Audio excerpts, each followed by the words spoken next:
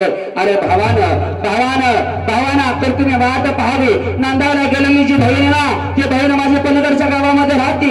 उद्या नांदावला येईल, पण कदाचित उद्या रक्षाबंधन आहे। बहीण नांदण्या करता आली आणि बहीण नांदायला आल्याबरोबर दोन लहान लहान लेकरं होती। लेकरांचा हात धरला, गाडीला हात केला। नवरा दारुडा तिचा, गाडीला हात केला।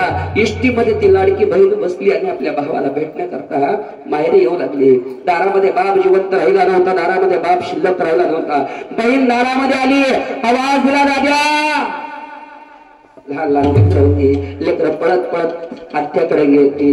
नवे बहिणीची लेकरं पळत मामाकडे गेली। गळ्यात मिठी मारली। मामा तुला सांगू का, रात्री माझ्या पप्पाचं माझ्या मम्मीचं दारू पिऊन भांडण झालं रे मामा। माझ्या मम्मीच्या पाटणीवरती चाबुकाचं ओळ्यात इतकं मारलं माझ्या बापानं दारू पिऊन। सांगू तुम्हाला, बाप निघून गेल्यावरती बापाला सांगण्याकरता पोरगी शिल्लक असते।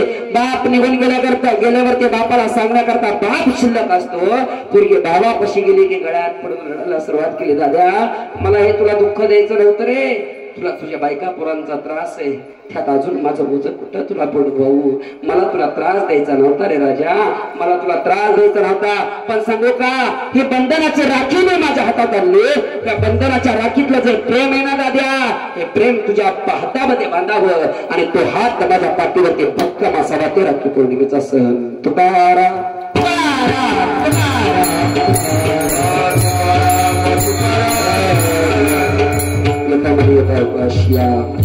वाट परिवाराची सेवा माझ्यासारख्या पामराकडून